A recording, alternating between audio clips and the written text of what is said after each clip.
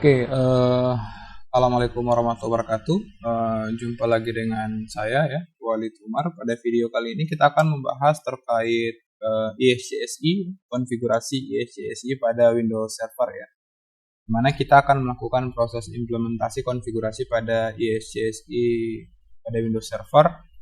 Nah, kenapa kita bahas ISCSI? Karena ISCSI ini masuk pada kisi-kisi LKS Nasional tahun 2024. Jadi sebagai sumber belajar saja bagi rekan-rekan guru ya dan rekan-rekan siswa untuk bisa mempersiapkan diri melaksanakan proses pembimbingan ataupun proses pembelajaran ya melalui untuk mempersiapkan peserta dirinya ke LKS tingkat nasional. Jadi di sini kita bisa lihat ya ada network Windows dan di network Windows itu adalah masuk ke Wita Site. Kita akan konfigurasi ISCSI pada Wita Site ya. Jadi di sini saya sudah menyediakan studi kasus. Ada dua server ya yang sudah dikonfigurasi. Ada dua server yang siap untuk kita konfigurasi, ada Windows Server 1 dan ada Windows Server 2 ya. Ada Windows Server 1 dan ada Windows Server 2 untuk bisa kita konfigurasi. Oke, ya, Windows Server 1.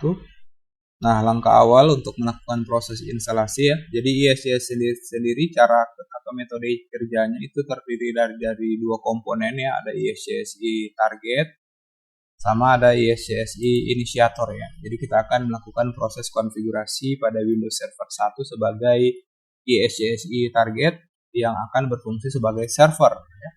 Akan berfungsi sebagai server. Jadi ISCSI target itu adalah servernya. Sedangkan ISCSI inisiator adalah kliennya ya, yang akan terkoneksi. Jadi simpelnya ISCSI ini adalah sebuah protokol mirip sebenarnya seperti NFS ya, namun memiliki masing-masing protokol itu memiliki kelebihan dan kekurangannya masing-masing.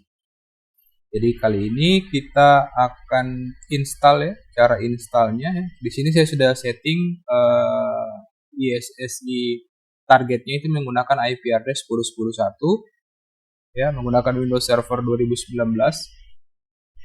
Kita akan install ISCSI-nya, kita klik tombol enroll ya. Kita installation type, next ya. Oke, sebentar. Kenapa IP address-nya berubah ya? Windows Server 1 ya, menggunakan IP address static kan. Oke. Menggunakan IP address 10.10.1. Kita pastikan dulu ya.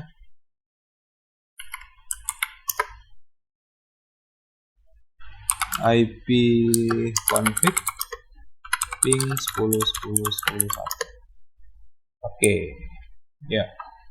Kita akan install ISCSI targetnya. Kita add role, kita next. Oke. Di sini kita pilih file storage ya. Kita pilih ISCSI target. Kita bisa pilih add feature, menambahkan. Jika sudah kita bisa next, dan lakukan proses instalasi. Nah, proses instalasi akan berjalan secara otomatis ya, bergantung pada spesifikasi ya, server yang kita gunakan. Nah, setelah proses instalasi selesai, kita akan langsung melakukan proses konfigurasi pada ISCSI virtual disk-nya ya. Oke, kita tunggu hingga proses instalasinya selesai. Ya, sambil kita nunggu, kita harus pastikan kita sudah bisa terhubung dengan baik ke ISCSI inisiator ya. Oke, berarti ini sudah sukses terkoneksi ke ISCSI inisiatornya. Oke, installation sukses, kita bisa close. Selanjutnya kita bisa masuk ke menu file storage service. Di sini ada menu ISCSI ya. Oke, sini kita akan create ya. Kita masuk ke menu task ISCSI virtual disk. Selanjutnya di sini akan muncul nama server kita. ya. Di sini ada drive-nya. Kita akan tentukan lokasi tempat file ESCSI drive-nya akan disimpan. Kita browse, kita buat new folder, misalnya ESCSI server. Kita buat foldernya, terus kita bisa select folder.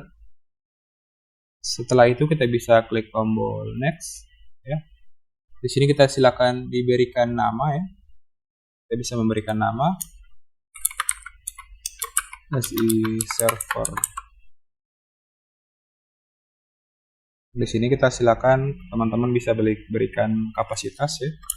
Jadi di sini ada dua opsi sebenarnya. Opsinya itu sama kayak kalau di VMware itu dynamic allocation, ya.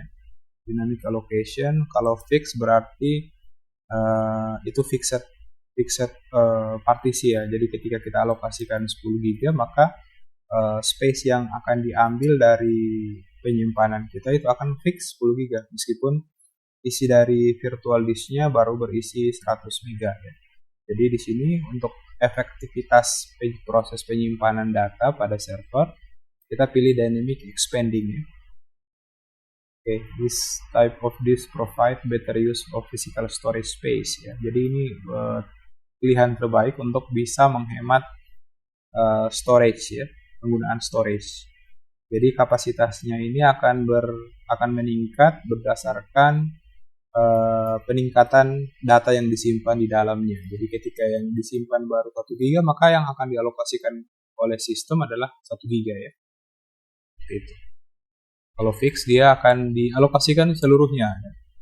Meskipun isinya masih 100 MB. Kita next saja. Di sini kita akan setting new ESCSI target. Di sini kita akan berikan nama, ya. Nama dari ESCSI target, ESCSI server, ya. Kita next. Specification name contain one or more character. Oke.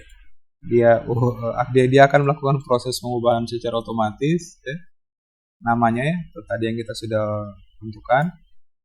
Oke, di sini kita akan menambahkan atau menspesifikasikan konfigurasi ESCSI inisiatornya. Jadi kita harus memasukkan IP address dari kliennya, ya. Kita masukkan IP address kliennya, kita masukkan IP address-nya adalah 10.10.10.2 sesuai yang kita sudah ping tadi. Jadi ketika kliennya ada 2, berarti kita cukup menambahkan 10.10.10.10.3 dan seterusnya. Karena klien atau studi kasusnya hanya 1, kita bisa tambahkan 1 IP address dulu, 10.10.10.2. Kita bisa next, kita akan lakukan proses autentifikasi menggunakan username, ya. Silakan dimasukkan passwordnya, jadi passwordnya 2 kali, harus 12 karakter. Jadi username dan password itu akan kita gunakan. Jadi ini summary dari konfigurasi yang kita gunakan. Size disknya 10 GB, target propertiesnya, name-nya ESCSI server, IP address-nya 10.10.2, autentifikasinya menggunakan CAP, ya. Kalau sudah, kita bisa create. Maka proses pembuatan ESCSI virtual disk-nya akan berhasil, ya. Nah, kita bisa cek sebenarnya di drive check kita itu sudah punya folder, ya, sudah punya disk di sini, hard disk, ya, hard disk image file yang hanya bisa dibuka dari klien. Jadi ini semacam virtual disk, ya. Kayak kita buat virtual mesin, itu akan ada virtual disk. Nah, di sini statusnya masih not connect, berarti kita harus melakukan konfigurasi di sisi inisiatornya, ya. Kita harus melakukan proses konfigurasi di sisi inisiatornya. Kita buka inisiatornya. Nah, di sini kita full screen dulu. Di sini kita akan konfigurasi inisiatornya yang akan mengakses, ya. Jadi sebelumnya di sini belum ada space apapun, ya, masih kosong space-nya. Kita masuk ke menu tools, kita pilih ESCSI initiator. Nah, di sini service inisiatornya belum running sebenarnya. Kita bisa off yes untuk running agar servisnya bisa running. Oke, di sini kita bisa langsung memasukkan IP address dari ISCSI targetnya 10.10.10.1. Kita tinggal quick connect ya, kita pilih done. Tapi di sini statusnya masih inaktif, kita connect ya, advance. Terus di sini kita masukkan username dan password yang kita gunakan sebelumnya. Kita lakukan proses autentifikasi. Jadi untuk mengakses virtual disk dari servernya, kita harus memasukkan passwordnya ya, untuk melakukan proses autentifikasi. Nah, jika sudah, kita bisa OK, dan harusnya statusnya sudah connected ya. Jadi kalau kita balik ke server, harusnya statusnya kalau kita refresh ya, statusnya sudah connect ya. Nah, namun di sini virtual disk statusnya masih error ya, karena kita belum melakukan proses konfigurasi. Kita akan coba lakukan proses konfigurasi pada disknya ya. Nah, oke saja. Oke, setelah ISCSI inisiatornya sudah kita konfigurasi, selanjutnya kita bisa masuk ke disk management untuk melakukan proses konfigurasi. Nah, di sini kita bisa lihat sudah terbaca salah satu partisi ya, yang ada pada IP server 10.10.2 atau ISCSI kliennya. Nah, caranya untuk bisa digunakan, kita harus aktifkan dulu ya, kita ubah jadi online. Selanjutnya kita lakukan proses inisialisasi pada disk ini ya. Disknya berukuran 15 GB. Oke, kita inisialisasi. Nah, setelah statusnya online, ini berarti sudah bisa kita gunakan ya. Kita tinggal buatkan partisi, kita next hingga proses pembuatan partisinya berhasil. Oke, kalau kita sudah cek sudah berhasil, kita tinggal klik di sisi di drive-nya, dan di sini kita bisa lihat ya, sudah bisa kita gunakan ya, sudah bisa kita gunakan dengan baik. Di sini sudah ada new volume. Kalau kita properties, di sini hardware-nya adalah MSFD ya, virtual hard disk SCSI disk drive. Jadi kita bisa simpan file ya, kita bisa simpan folder dan lain sebagainya. Ya, jadi kita simpan file. Oke, kita isi datanya. Saya datanya seperti ini saja. Nah, dia akan punya kapasitas 1 KB.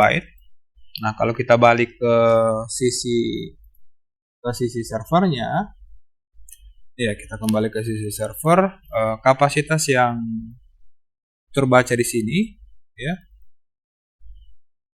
kita bisa cek kapasitas ya. Ya, kita bisa lihat 135 KB ya, tidak seperti kapasitas yang kita sebelumnya alokasikan ya. Jadi ini hanya cache dari penyimpanan, jadi ada cukup besar ukurannya dari total kapasitas yang hanya kita alokasikan, yaitu 15 GB di sisi kliennya ya. Oke, sekian video tutorial kali ini. Semoga apa yang saya sampaikan bermanfaat ya. Mohon maaf atas segala kekurangan. Wassalamualaikum warahmatullahi wabarakatuh.